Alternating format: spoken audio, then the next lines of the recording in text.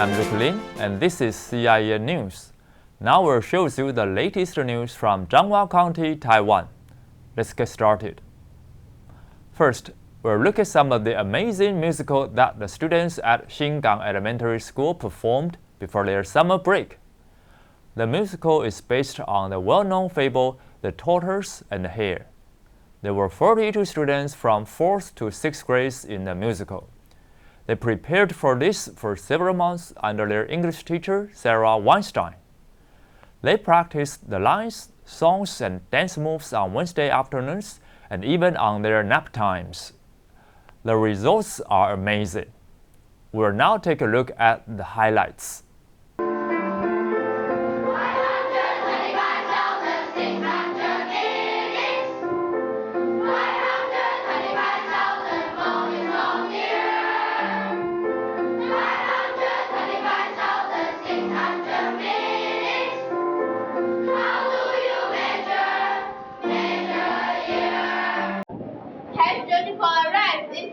And Mrs. Ross, teacher of life.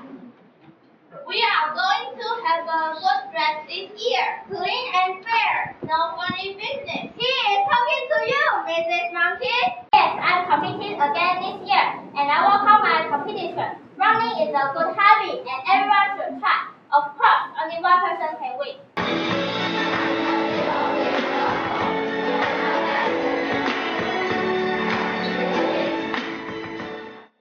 All the teachers and the students at Cien are very proud of these young actors and actresses. It was a precious and unforgettable experience for all involved. To learn more about the students' thoughts, I sat down with their teacher Sarah and the two students who played the roles of the tortoise and the hare. Hi guys, welcome to our show. What's your name? My name is Emily. Yours? My name is Angela. Okay, I have a couple of questions to ask you. First of all, what motivated you to participate in the musical? I have been enjoying the musical play for 3 years and I like it very much. I think English is pretty fun. Okay, how about you, Angela? Last year, my friend asked me to join. It was interesting and it was fun. When do you usually practice for the musical? I usually practice for a musical during the nap break. And on Wednesday, we usually practice till 3 o'clock. What have you learned from this experience? I have learned to be confident and not too afraid of the audience. And you? I learned not to be afraid. I can do anything. Sarah, could you say something about the musical? Well, this is our 3rd year doing this, and it is our most difficult show we've done. And Emily's been in all 3. And Angela last year had a very small part, and this year she came in and was so great. She had the lead, did an amazing job as a rabbit. And I had so much pleasure watching all the kids grow and learn, and it's been a lot of fun. Thank you. You are a great teacher. Right after the musical, the school held another exciting activity called the Spelling Bee. It's an educational competition in which contestants are asked to spell words. In the contest, their teacher Sarah said a word and made a sentence with the word to each contestant who had to spell it correctly and said its Chinese definition. To encourage their students to study more English vocabulary words, the school handed out prize money to the winners. Students had a lot of fun with the contest and they learned a lot by preparing for the event. Next, I'd like to introduce to you 2 international volunteers from the United States. These 2 volunteers have one thing in common. That is, they share the Chinese cultural heritage. The little girl Margaret May Winkler lives in the city of Houston, Texas. Her mother is from Taiwan and her father is an American.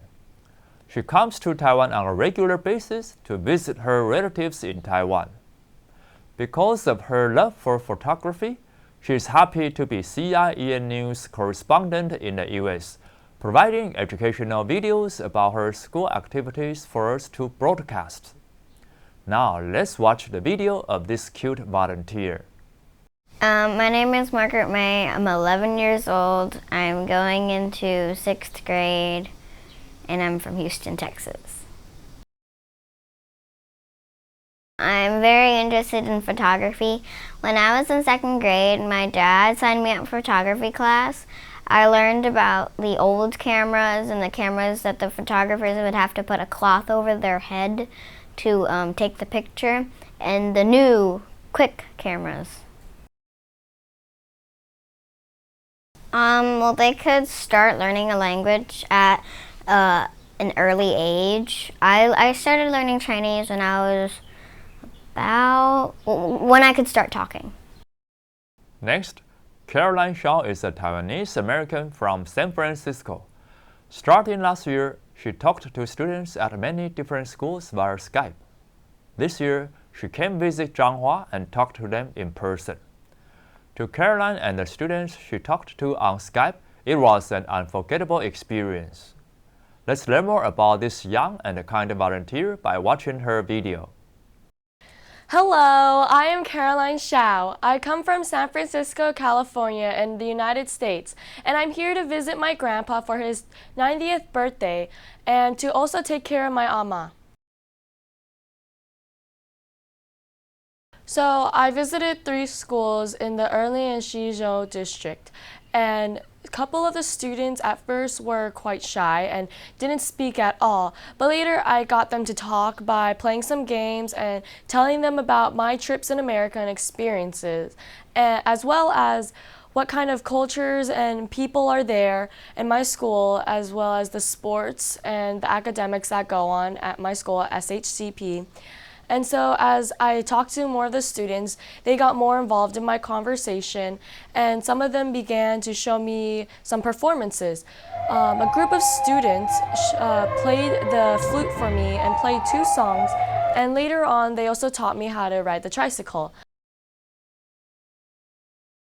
Well, to all those students out there, you need to learn a second language. English, Spanish, German, anything that your school provides you, you need to learn and be confident with it. Because in the future, it will not only help your job, but it will help you be able to travel and tour to those places and actually talk to the people. I mean, if you went to America and you don't know English, how are you going to be able to ask, can I use the restroom? Where can I go eat? That is why you need to learn a second language. That will help you in the future. As a child, I know, I thought too, why do I need to learn a second language? I'm going to stay where I live forever, so there's no point. But learning a second language is fun and it's really helpful. So I encourage you to go out and learn a second language. Thanks, Caroline, for all the work you are doing for our students. Next is a report on a stone exhibition in Renren Gallery in Pito Township. Organized by the Taiwan Patterned Stone Society, the artistic event lasted a week from July 1st to July 8th. On display were hundreds of pieces of Nantian stone artwork collected by stone lovers from all over Taiwan. It attracted lots of people in southern Changhua who appreciate the art of Nantian stone.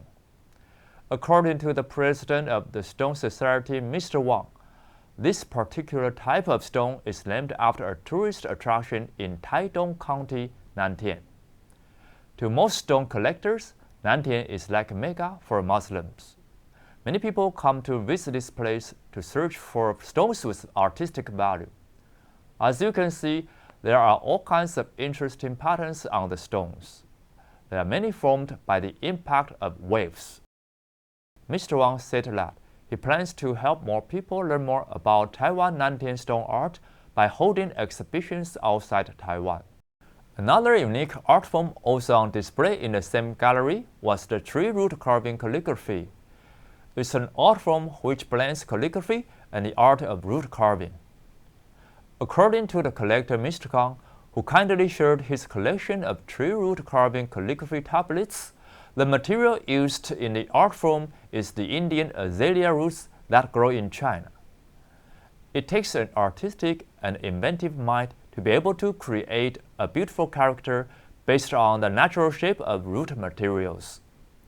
A masterpiece is always a perfect combination of natural beauty and artistic ingenuity. We really appreciate the great opportunity to understand more about the new art form that combines the traditional calligraphy and the root carving arts. Now we leave you with the video of the stone exhibition. Until next time, goodbye.